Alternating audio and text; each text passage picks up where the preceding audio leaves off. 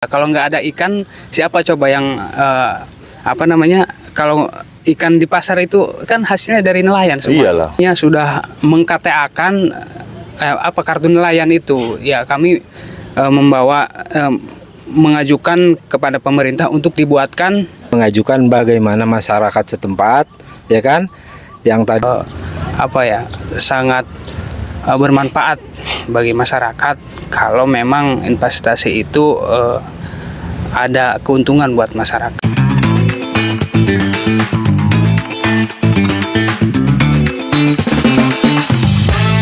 Assalamualaikum warahmatullahi wabarakatuh. Waalaikumsalam.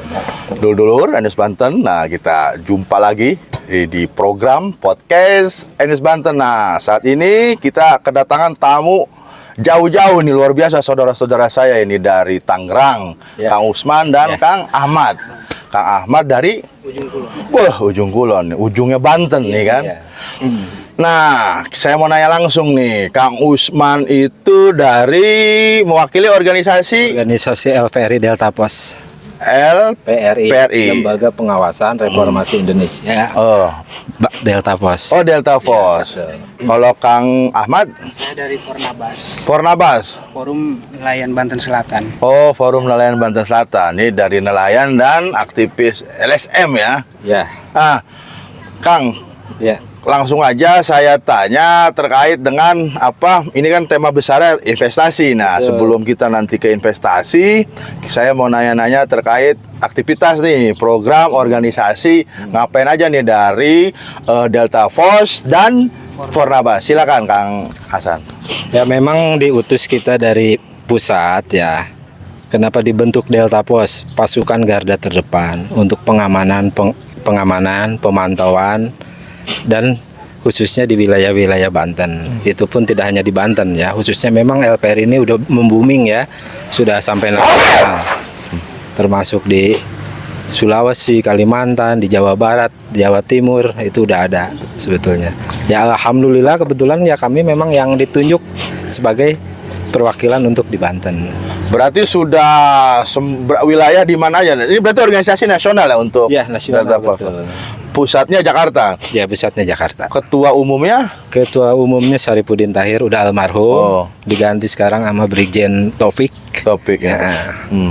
Nah, itu biasanya kalau untuk Delta Force dia fokus bergerak di apa tuh yang yang diurusin apa nih, Kang?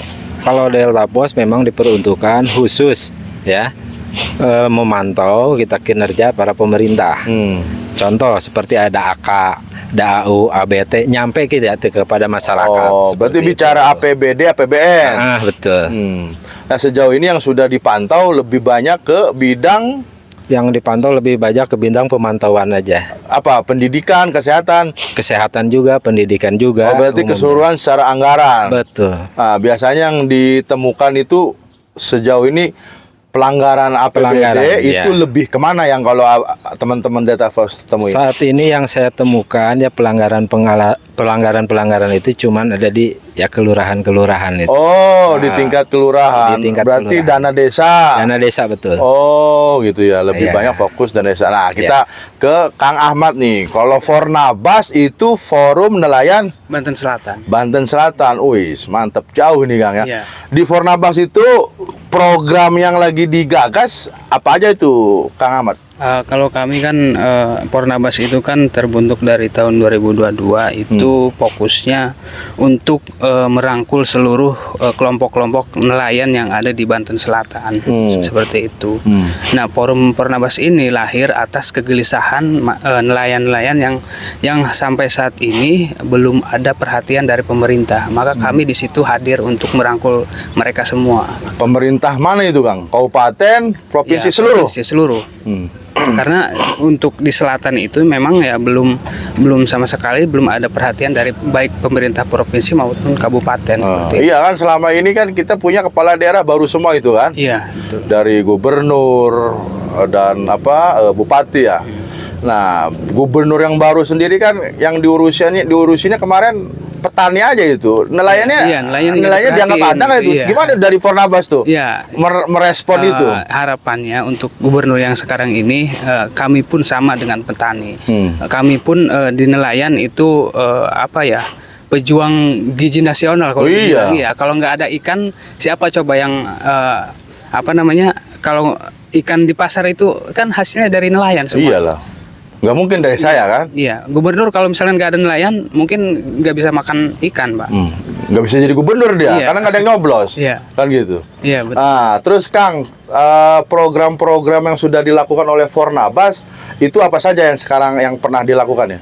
Nah, untuk saat ini program yang sudah dilakukan tadi, Pak, karena memang di kami itu kan di wilayah paling pelosok, paling pojok yang jauh dari pemerintahan. Dari rumah saya itu dari pantai selatan ke pemerintahan itu ke kabupaten ya, sangat jauh sekali. Nah, Berapa itu akses dari Kabupaten Pemkap itu? Cimanggu ya? Cimanggu sekitar berapa jam tadi pun kami jam 7 dari rumah nyampe ke Pandeglang itu sekitar jam 12 Pak. Jam 12 tadi siang. Nah, apa yang sudah kami lakukan, pertama kami sudah sudah mengKTA-kan kartu nelayan itu. Ya, kami membawa mengajukan kepada pemerintah untuk dibuatkan kartu nelayan itu, Pak. Yang saat ini kami lakukan seperti itu. Kartu nelayan, fungsinya apa itu? Ya, fungsinya kalau misalkan ada nelayan yang kecelakaan itu bisa mengajukan apa namanya itu?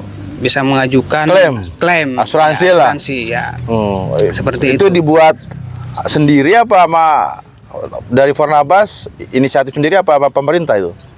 Pertama yang menyarankan ke kami itu dari pemerintah, dari Kementerian Kelautan. Oke Kang. Nah, memang kan diskusi kita tema besarnya Pak Usman dan Kang Ahmad ini kan kita soal investasi nih. Nah, ini kan masih terus bergulir ya terkait pro dan kontra terkait investasi PIK 2. Nah, dari teman-teman Deltapos dan Fornabas apa nih, ada tanggapan apa nih? Silakan. Ya, untuk terkait masalah investor atau investasi ya, kalau kami dari LPRI Deltapos sangat mendukung sekali. Selagi itu baik untuk masyarakat di sekelilingnya, kan kemungkinan ada investasi pasti akan menghasilkan di dalamnya, ya kan, termasuk masyarakat, termasuk wilayah-wilayah yang di sekitarnya seperti itu. Kami sangat apresiasi, sangat mendukung dengan adanya investor masuk ke Banten itu. Kalau di wilayah Bapak kan Kabupaten Tangerang ya, Betul. Kabupaten Tangerang termasuk investasi yang akan dimasukin oleh PIK 2. PIK 2, Nah, sejauh ya. ini Bapak melihat atau mendengar informasi mau apa nih setelah investasi yang dilakukan dari Kabupaten Tangerang ke Serang, ada rencana besar apa itu investasi yang akan datang nanti? Rencana besar kami ya kemungkinan ingin mengajukan, khususnya bukan untuk diri pribadi ya, untuk lembaga bukan.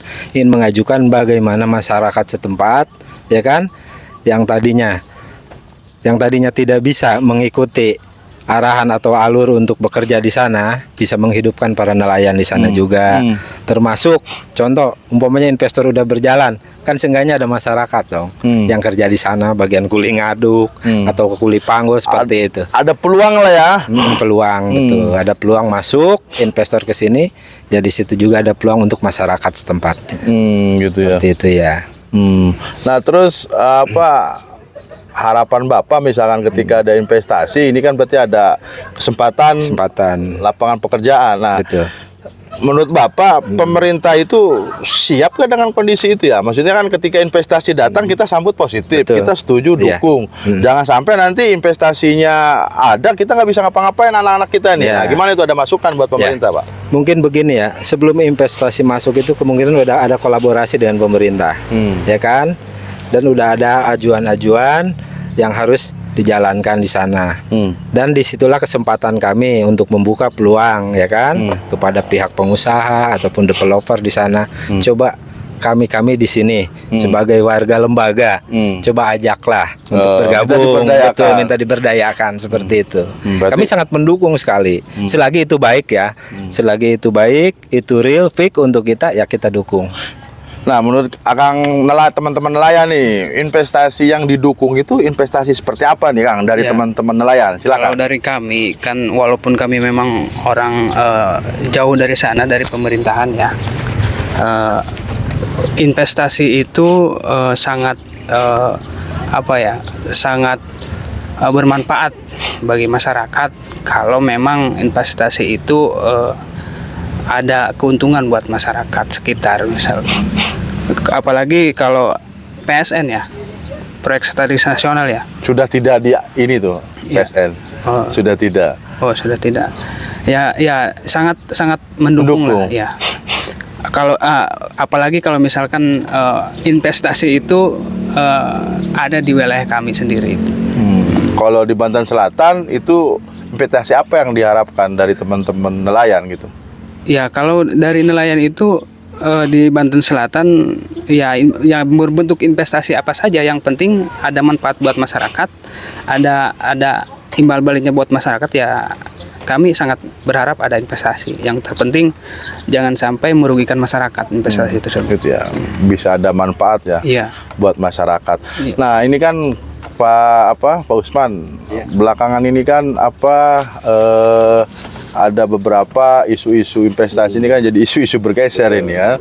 Kalau kacamata dari Pak Usman sebagai ketua organisasi, bagaimana tuh? Soalnya kan ini ada kelompok-kelompok yang berupaya memecah belah oknum-oknum itu.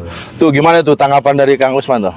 Ya kalau melihat dari kacamata saya, kita pandangannya real aja gitu. Kemungkinan adanya investasi besar masuk ke Banten ini, ada sebagian oknum ya yang tidak suka dengan hal ini. Makanya mereka membuat satu komitmen, bikinlah huru-hara, bikinlah demo macam-macam Oknum ya, supaya tidak terjadi bahwa investasi di Banten. Padahal itu sangat menguntungkan untuk diri kita. Ya khususnya memang wilayah-wilayah pesisir itu sangat membutuhkan. Sangat. Apa itu dari kacamata Pak Usman? Dari kacamata saya, contohnya seperti nelayan, ya kan, butuh suntikan bantuan anggaran, ya kan, untuk wilayahnya. Juga untuk pertanian juga ada di sana, ya kan, pertanian, peternakan juga sampai ke pelosok-pelosok itu ada. Nah, mereka butuh semua itu, butuh investasi untuk itu. Nah, dengan adanya investasi masuk ke Banten, mudah-mudahan membawa berkah buat diri kita semua, khususnya masyarakat Banten. Seperti itu tanggapan saya. Dari Kang Ahmad?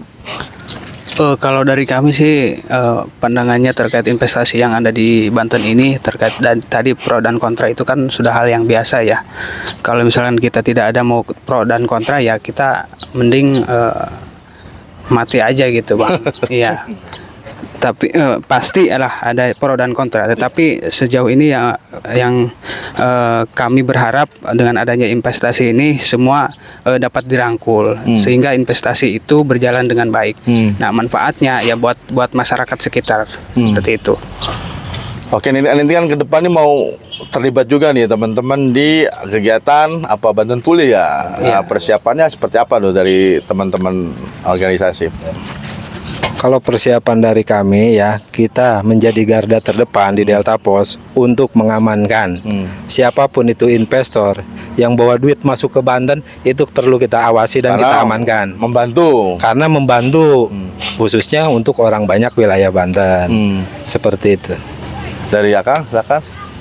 Nah, kami jauh-jauh dari Banten Selatan di ujung kulon, perjalanan sekitar 13 jam Bang sampai ke sini. Itu salah satu bentuk dukungan kami terhadap Banten Pulih. Keberadaan kami di sini adalah untuk mendukung Banten Pulih. Untuk Seperti mendukung itu, Banten iya. Pulih. Nah, terus terkaitan pertanyaan terakhir nih, pertanyaan terakhir dari teman-teman, apa nih, ada harapan buat masyarakat dan investasi yang sehat seperti apa gitu Kang? Saya menghimbau ya kepada warga Banten, khususnya yang ada di pesisir-pesisir ya kan, ayolah dukung investasi ini. Kapan mau datang lagi ya kan? Jangan sampai disia-siakan. Betul. Ini momen-momen bagus untuk membantu wilayah setempat ya kan. Nah, di situ pun kita bersama masyarakat Banten selalu mendukung investasi masuk ke Banten. Khususnya untuk wilayah-wilayah pesisir. Support ya. Mensupport sangat sekali ya. Ya, mudah-mudahan dengan adanya investasi yang ada di Provinsi Banten, mudah-mudahan dapat mensejahterakan masyarakat, dapat dirasakan manfaatnya oleh masyarakat, Secara umum terutama masyarakat nelayan. Seperti itu, di Bang. masyarakat makan. Iya. Nah, Kang, nih diskusi kita akhiri dulu. Kita nanti lanjutkan di sesi yang podcast lainnya. Demikian dulur podcast S Banten, diskusi kita dengan organisasi Data Force dengan Fornabas. Wassalamualaikum warahmatullahi wabarakatuh. Waalaikumsalam warahmatullahi wabarakatuh.